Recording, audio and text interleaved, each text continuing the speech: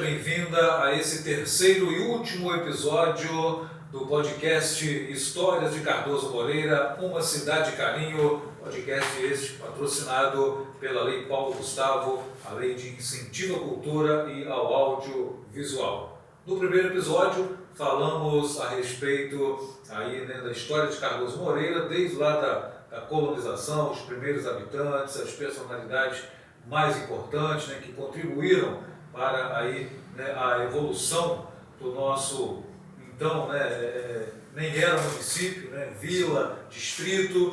No segundo episódio, falamos então aí da história político-administrativa, da emancipação, que se deu em 1988.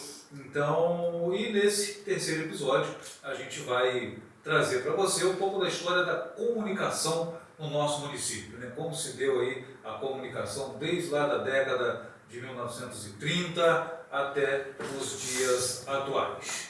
Mais uma vez, comigo aqui, Ailton Nunes Guimarães, ao qual agradeço mais uma vez pela presença. E Ailton Guimarães é professor, historiador, também radialista, jornalista, ex-secretário de Cultura, ex-secretário de Educação do nosso município e, mais uma vez, nesse terceiro e último episódio, vai contar para a gente um pouco da história da comunicação no nosso município. Ailton, mais uma vez, muito obrigado pela presença e seja bem-vindo. Vamos aí para contribuir um pouquinho com o registro da nossa história e uma área muito boa, a comunicação é tudo, ela só evolui e é necessário até para manter o nosso registro aí. Exatamente, através da comunicação, dos jornais. Hoje nós temos aí essa ferramenta que é a internet, que é o podcast. Hoje nós estamos gravando aí esses 3 episódios. Vamos deixar com certeza conhecimento para as futuras gerações, para quem se interessar, aí precisar fazer pesquisas, saber um pouco mais da história do nosso município, desde lá do início, como também a parte da emancipação, também um pouco da comunicação, com certeza vai ter aí essas informações, esse acervo para pesquisar e aprender. Falando um pouquinho da comunicação, Fabrício, eu sempre pensei no seguinte: eu sou também um pensador e gosto muito de analisar as coisas, porque nada é por acaso, Tudo, a história, ela tem um efeito que levou aquilo a acontecer. O que eu encontrei assim, na questão da comunicação, e são 3 pilares, a política, a religião e o futebol. É o grande mentor para que impulsionasse a comunicação no nosso município. A gente tinha lá, nos anos 30, naquele momento que estava surgindo aí o loteamento, a arrumação da área urbana de Cardoso Moreira, se pensava em construir a ponte.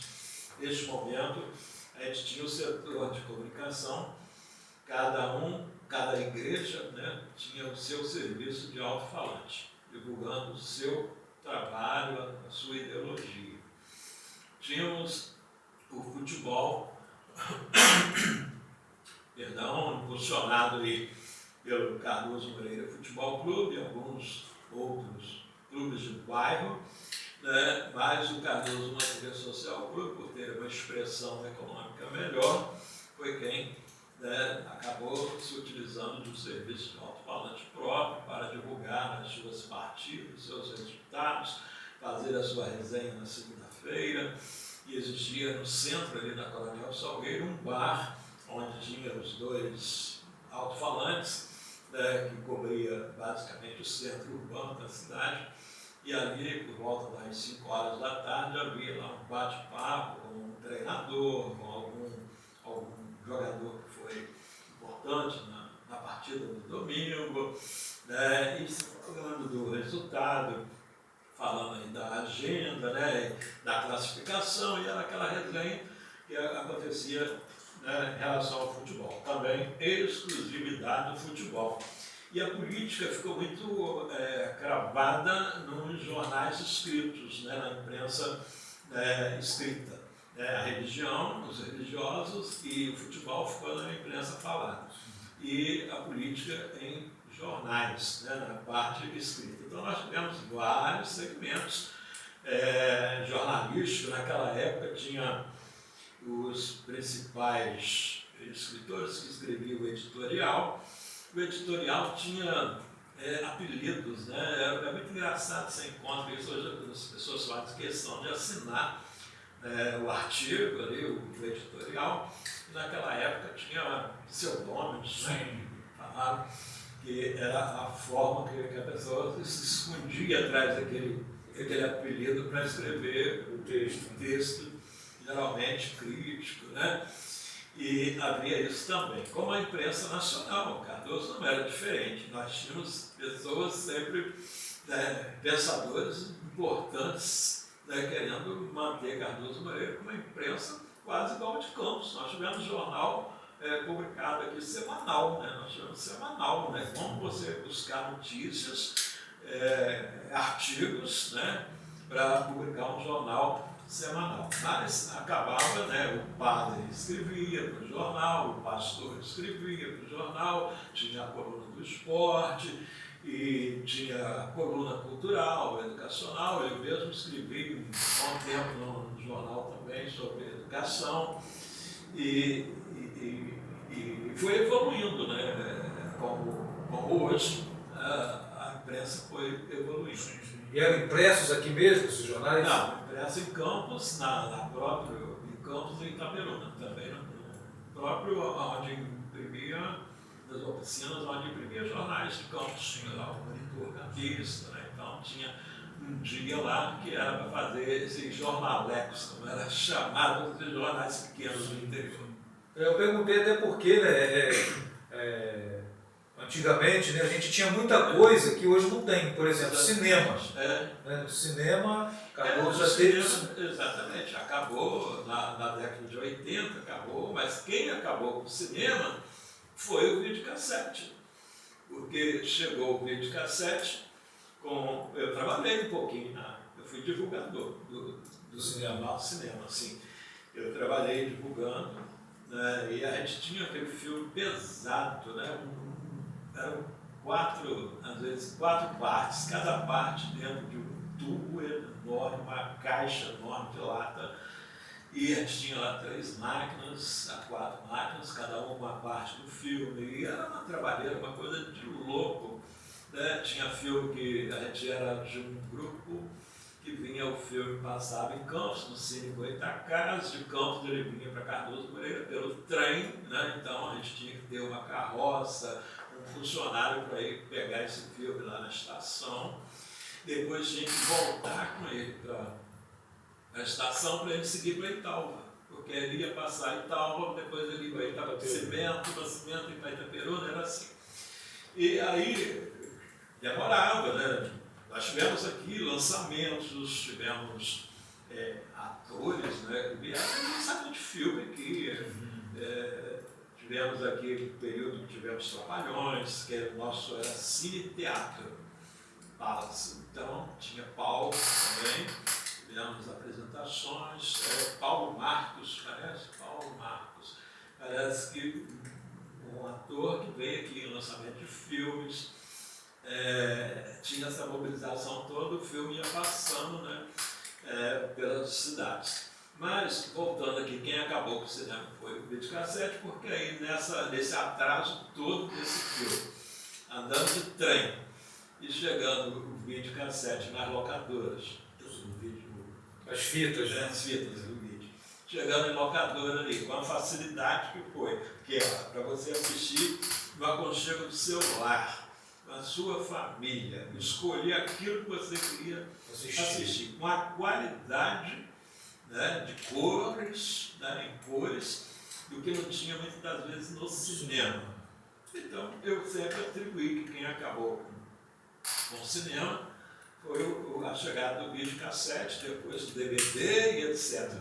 A gente tinha que a folga, acho que era só na segunda, e o cinema só folgava na segunda, E a gente tinha filme, repetia alguns filmes, domingo tinha sessão das 18 e das 20 horas, e de acordo com o filme, a gente tinha sessão das 14 horas, no domingo, né?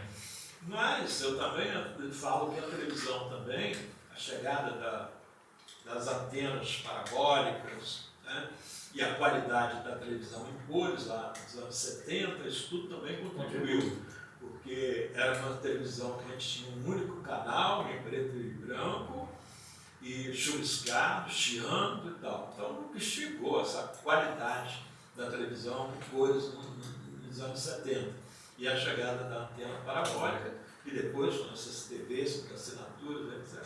Então, não é que entrou em decadência a questão do cinema. Ele foi modernizado e deu esse comodismo. Sobrevive nos grandes centros, mas nas cidades menores, né? Virou uma coisa assim, só de saudosismo mesmo. É verdade.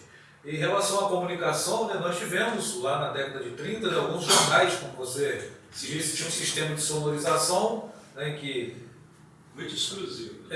Mas assim, por parte mais da... O jornal era mais democrático. Sim. O jornal publicava coisas de todos. A imprensa falada já era... Ou era o futebol ou era a igreja. Exclusivo. Era religioso. E o jornal já tinha um artigo de um e de outro, até porque ele não ia ter assunto para fazer um jornal diário.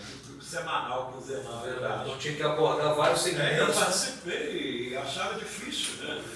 Peguei alguns jornais, achava difícil a gente ter matéria, ter agenda. Eu sempre trabalhei com agenda, tinha os eventos, então a gente ficava meio preso para fechar a página. Porque às vezes a pessoa falava, a página 2 é sua, entendeu? Mas aí eu tinha que garimbar informações para você fechar a página. Então não é fácil. Pois é, então a gente teve, né, o Cardozense, o Debate, o Luar, a Defesa, Expresso Cardozense, Folha Cardozense, também, e o Jornal Panorama. São uns, né, que a gente pode citar aí. Eu vou te falar que a maçonaria, até teve o Cardozense também, né? Você falou Cardozense, teve o Cardozense.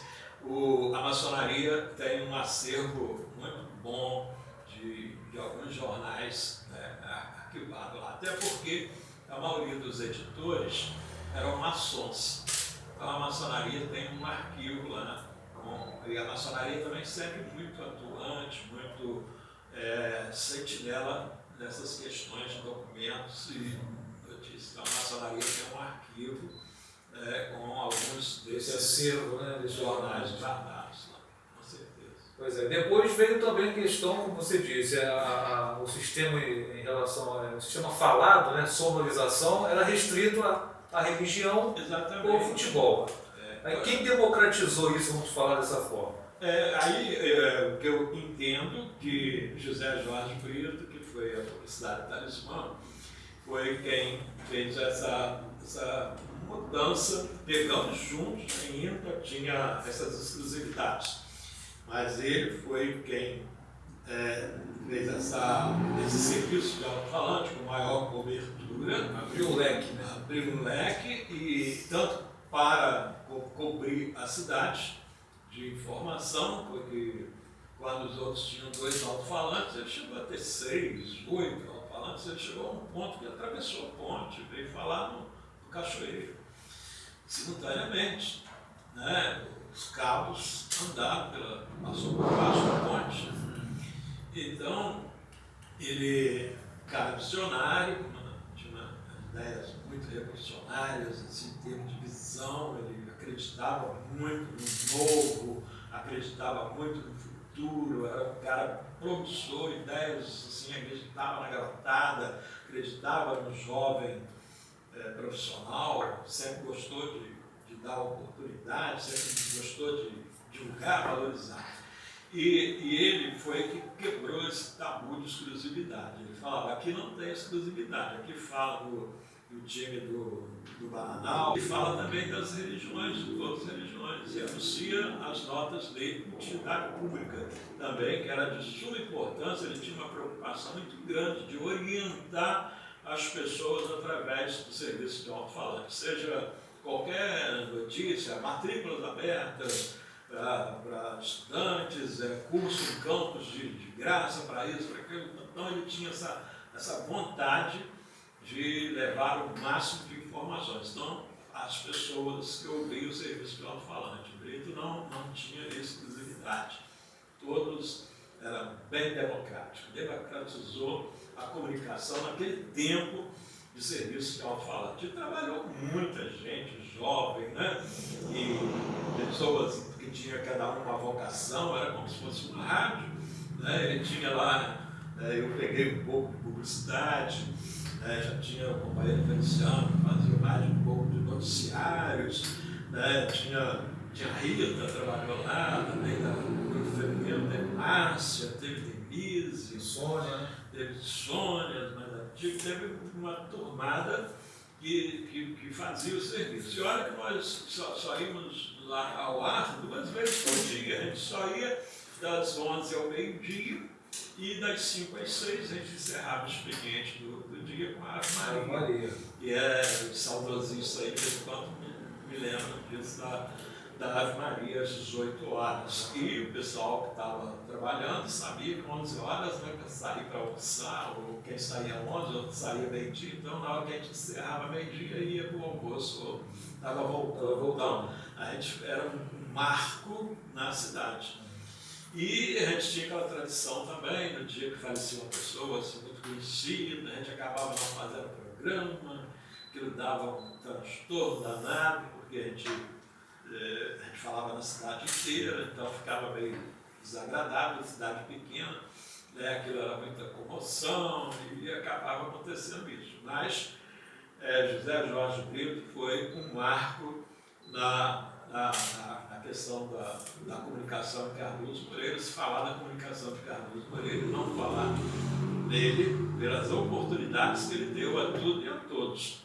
E ele tinha um sonho muito grande. Infelizmente, ele faleceu lá em 92 e ele não viu a chegada do serviço de rádio em Cardoso Moreira, com a transmissão de rádio FM, como tem hoje. Ele chegou, na época, retransmitir o serviço de alto-falante, principalmente a Ave Maria, no serviço através da AM. Mas ele ficou por muito tempo no ar, clandestinamente, com essa rádio AM, um transmissor feito por ele. Ele comprou, na época se comprava o esquema, ele era radiotécnico, ele também era técnico em eletrônica. Ele serviu o exército, né, nesta área de comunicação, então ele sabia confeccionar um transmissor. Ele confeccionou um transmissor e transmitia, principalmente a Ave Maria, era transmitida às 18 horas, através desse serviço, desse transmissor de AM. Mas a fiscalização pegou e levou o aparelho e ele ficou chateado, nunca mais ele tentou recolocar. Mas, infelizmente, ele faleceu sem ver. Porque o sistema Talismã ele era através de cabos, né? De alto-falantes. Era não alto-falante, era aquelas campanas, né? Nós tivemos algumas caixas, mas a maioria era alto-falantes. Então, chegou até essa rádio AM, essa transmissão, né, de Por AM. um bom tempo, clandestinamente. Sim. Infelizmente acabou sendo apreendido. Sim, ele ficou zangado, revoltado, nunca mais quis. Eu falava com ele, vamos fazer de novo. Não quero, né? Só se for legalizado. Coitado, ele faleceu e não teve o prazer. O privilégio, né? Eu fui o último a trabalhar com ele. Quando ele faleceu, eu estava tocando, estava à frente da serviço de cidade dele. Sim. E logo, assim, não demorou muito tempo, né? Aí começou. Ele faleceu em 92, quando foi em 96, a gente já estava em 95, nós já começamos a mexer nessa. Acabou chegando essa abertura de rádios comunitárias, né, no Brasil inteiro e até em outros países. Né? Isso começou foi uma febre, virou uma febre, só que o governo teve que tomar medidas para a legalidade, porque estava ficando inviável, né? O rádio, tudo tem que ter regras, tem que ter, porque estava ficando inviável, porque são alguns números à disposição, então estava trepando uma emissora em cima da outra, como fala na gíria dos técnicos, né, de emissoras de rádio. Estava uma batendo na outra, estava atrapalhando, então estava virando uma loucura, ninguém ouvia nada, né? Então precisou de regulamentação e acabou regulamentando. Cardoso Moreira ficou com uma rádio legalizada, mas ele não viu nem esse momento de explosão aí das rádios comunitárias. Até porque demorou muito tempo, né, para isso acontecer, essa regularização, essa regulamentação, e isso foi... Ele teve o privilégio de conhecer a parabólica, né? A parabólica, sim, teve os arcolhos, sim, ele era muito entusiasmado com tudo isso, porque ele também foi por muitos anos responsável pela transmissão da TV aberta em Cardoso Moreira. Então, ele foi o cara que trouxe isso para Cardoso, né? Compraram a primeira televisão em Cardoso, não pegava nada, não pegava sinal nenhum, e ele foi o primeiro a organizar essa sociedade mantenedora do sinal de TV aberta em Cardoso Moreira. Então, se juntou um povo e contribuía financeiramente para manter a retransmissão do sinal, que chegava de Itaperuna, lá no Morro do Mirante do Cristo, e era retransmitido para o povo em Cardoso Moreira. Começou com um único canal, na época acho que era TV Rio, começou com um único canal e depois foi ampliando, chegou a transmitir 4 canais da TV aberta, mas através dessa sociedade que, junto com ele, fazia a manutenção. Conseguia manter, né? Então ele era muito entusiasmado com a comunicação. Ele lutou muito para isso, lutou muito em relação à telefonia. Quando chegou o telefone fixo, né, foi também um entusiasmo muito grande quando Cardoso construiu ali a primeira sede da Telerge, né, da transmissão da telefonia fixa em Cardoso. Foi assim motivo de comemorar muito e acabou naquele momento instalando 25 telefones fixos, né, e de um posto telefônico público. Então a comunicação, seu Pedro, teve muito papel importantíssimo, de José Jorge Brito, né? E a publicidade talismã é um marco na comunicação de Cardoso Moreira, inclusive na emancipação. Tudo que se aconteceu no momento de emancipação na década de 80 foi transmitido aí pelo sistema de comunicação de José Jorge Brito. Ele foi junto com a gente até dezembro de 92. Foi o sistema talismã. Sim. E em relação às rádios, né, quando começou, você disse muito bem, aquilo virou uma febre, né, todo mundo podia comprar um equipamento, um transmissor, uma mesa de som, abrir uma rádio. Né, a gente tem, que acompanhou um pouco isso aí, chegamos a ter acho que 4 ou 5, né, emissoras de rádio aqui em Cardoso Moreira operando ao mesmo tempo. Não tem como, né? Não existe estrutura, né, técnica e habilidade. Você vai lá, escolhia uma frequência e programava o transmissor e botava no ar. Tinha que entrar em ação, sem dúvida. A gente reclamou, mas infelizmente foi aí. Mas aqui, né, o que aproximou bastante a gente também em relação à comunicação, a questão aí foi a chegada da Rádio AM em Italva, né? Na década de 80, Brito chegou a visitar, foi na inauguração conosco, eu trabalhei lá, eu e a neta dele, a Sônia Brito, nós trabalhamos na estruturação, na montagem da Rádio AM Aliança de Italva, né? Tivemos programa na parte da manhã lá, de sucesso, muita audiência. Daí, então, a rádio foi inaugurada na década de 80, parece que foi em 88, né, que nós inauguramos a Rádio AM e tal.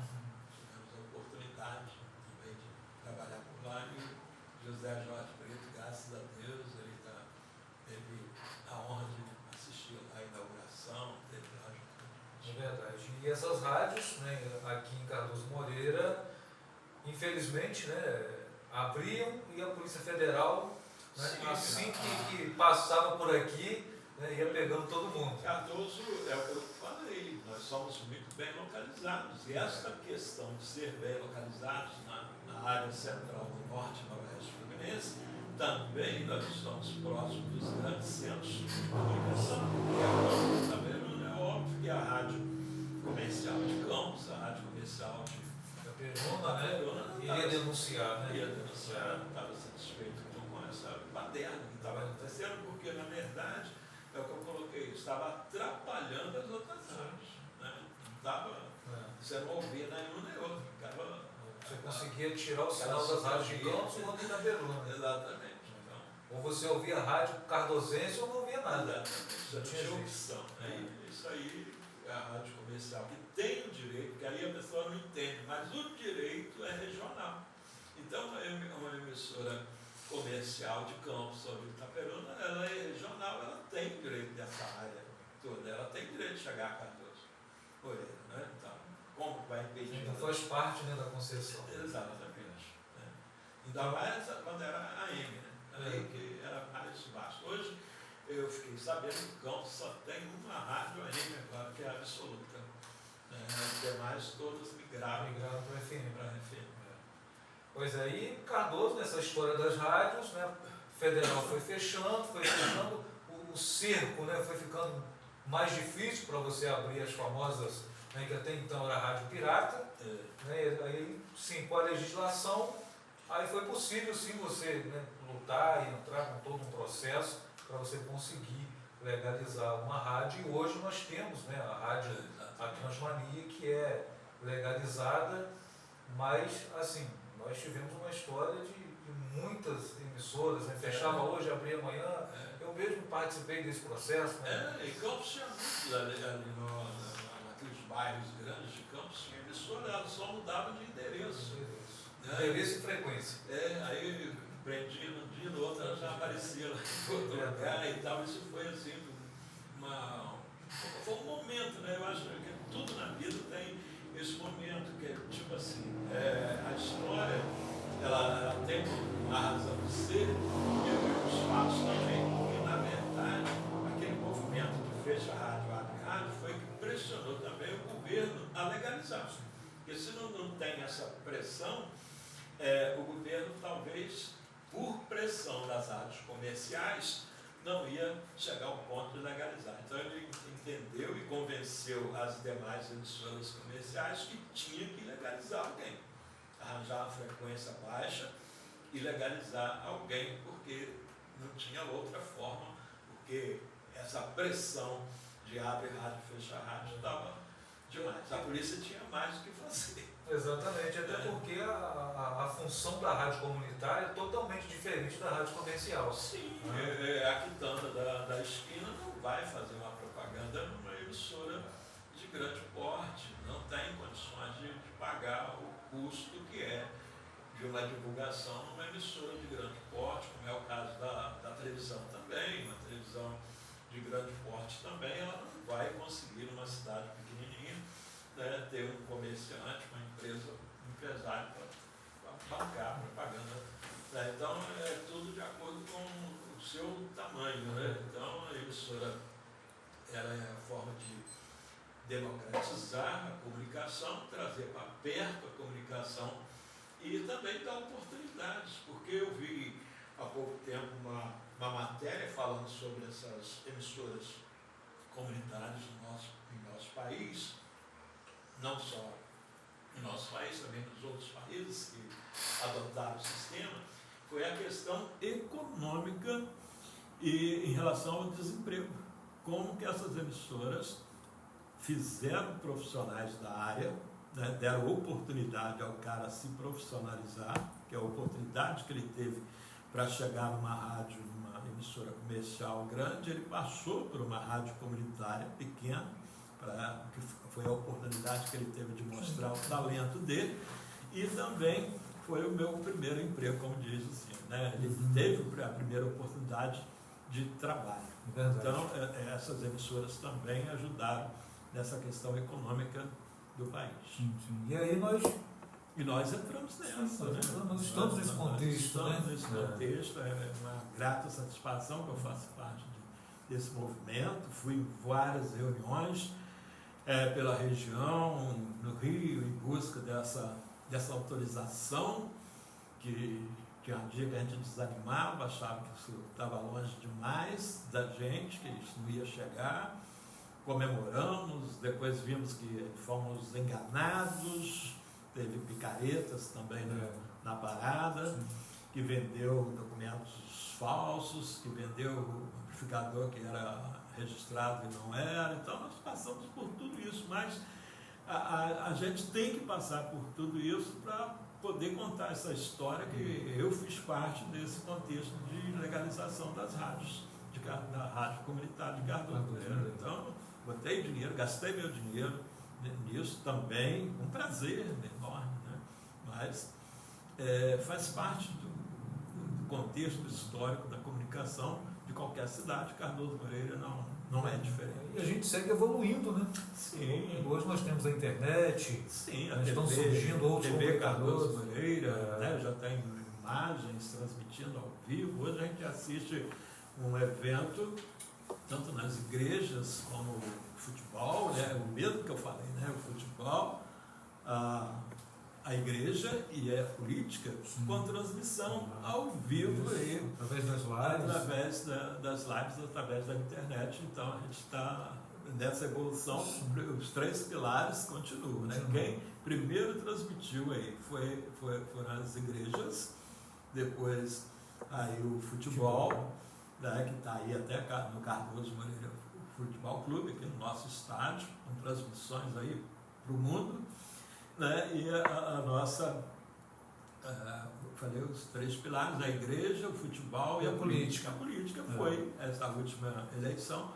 Basicamente, a gente em casa assistindo todas as transmissões, todos os eventos políticos também transmitidos ao vivo, né, simultaneamente. Isso falando de imprensa falada, né? Se a gente for falar de imprensa escrita também, hoje a gente tem os blogs, o site como o Cardoso Moreira News. Junto na mesma velocidade. Exatamente. Temos também aqui o Ente Cidade, o Conexão Cardosense. Eu faço noticiário no rádio através da internet. E o que eu falo 1h da tarde é o que dá no Jornal Nacional à noite. Então, você vê que eu estou à frente, às vezes, muitas das vezes, o motivo da internet. Eu já fui, na década de 80, a gente tinha nas emissoras de rádio, nas grandes emissoras, a gente tinha uma sala chamada Sala de Escuta. Era uma sala que tinha vários rádios ligados ao mesmo tempo, cada um em uma emissora, e cada um fazia a escuta de 1 hora, porque a chieira, o barulho lá dentro era um troço de doido. Então você não aguentava ficar mais de 1 hora. Então havia uma escala de rotativa, né? Alguém ficava lá fora para entrar. E você ficava ali dentro aguardando o furo de reportagem que ia entrar, né? Na Rádio Nacional, na Rádio Globo, nós aqui em Campos, na região, ouvindo essas emissoras do Rio e de Belo Horizonte para buscar furo de reportagens. Hoje a gente tem um sistema, né, automático na internet, avisando, caiu um avião não sei aonde, daí a pouquinho o BIP está avisando que tem notícia nova chegando, está entrando. Entendeu? Então isso eu fiz parte dessa evolução. Eu vi como que era e vejo hoje como que é hoje. Então eu faço o programa meio-dia, 1 hora, de 1 hora ali, de umas 2, o que eu falo ali, muitas das coisas que eu falo ali, quando eu vou ver, está passando no Jornal Nacional. Eu saí na frente do Jornal Nacional. Ao contrário, antigamente a gente lia a notícia do jornal do dia anterior. Sim, nós tivemos um jogador que foi sucesso na segunda-feira, né, a gente lendo ele em todos os jornais, e ele já estava morto, porque ele teve um acidente na noite de domingo, após o jogo, que ele foi sucesso, estrela, aconteceu um acidente, ele morreu. Só que os jornais já tinham publicado o sucesso que ele tinha feito no jogo à tarde, né? E no outro dia era só comemoração, e ele morto. E a gente só foi ter ele morto na terça-feira. E hoje a gente tem tudo na palma da mão e rápido, né? Em tempo real. Velocidade. A velocidade a internet é muito que dá, continua, né, contribuindo com a questão da evolução aí da comunicação.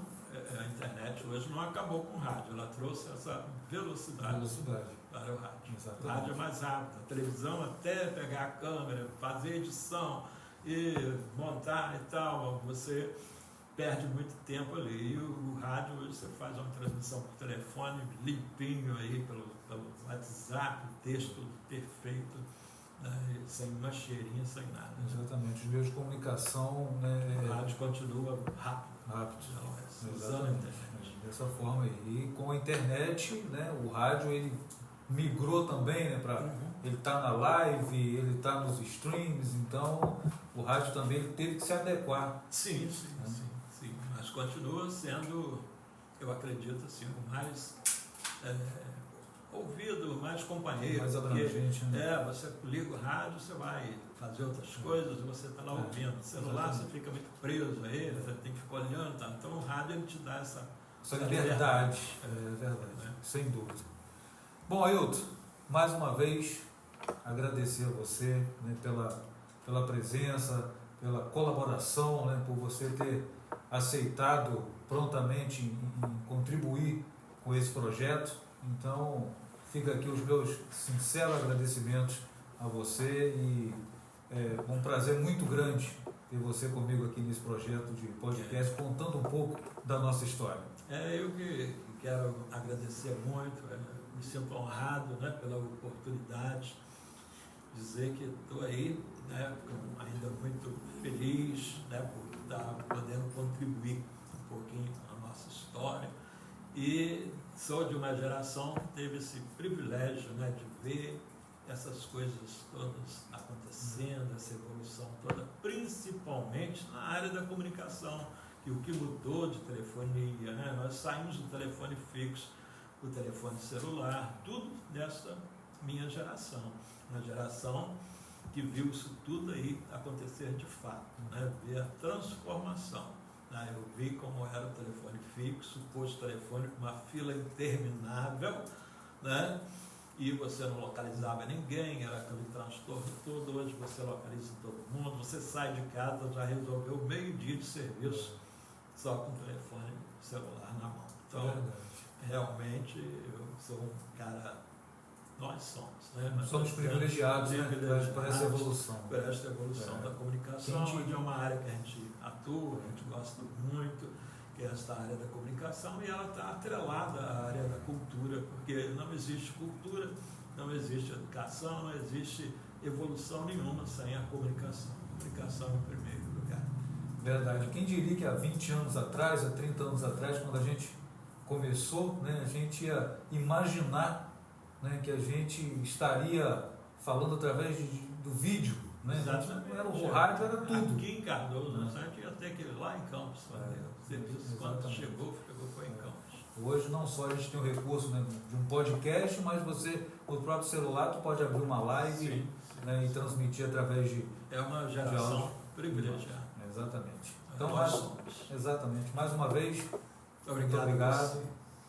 E a gente chega ao final, né, de mais um episódio do podcast Histórias de Cardoso Moreira, uma cidade carinho, e a gente espera que a gente tenha contribuído, né, com a história, com a informação, para você que vai acompanhar a gente nesses episódios aí, de repente daqui a um mês, 2 meses, ou para você também que, né, pode ter aí esse privilégio de acompanhar esse podcast daqui a 20, a 30, né, porque vai ser postado e vai ficar nas redes sociais. Exatamente. Alguém vai guardar. Exatamente, que possa servir, que possa contribuir de conhecimento para alguém no futuro.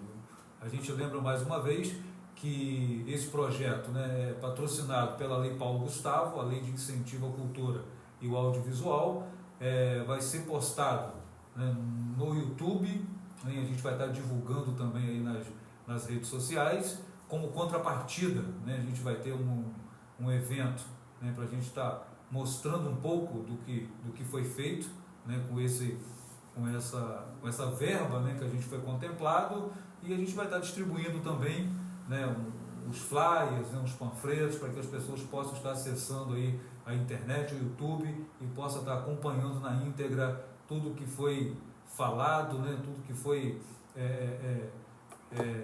digamos assim, tudo que foi mostrado também, né, aqui nesses episódios do nosso podcast. Então, gente, um abraço, tudo de bom e, né, muito obrigado mais uma vez, Ailton, e obrigado a você que vai nos acompanhar através das redes sociais e também através do YouTube.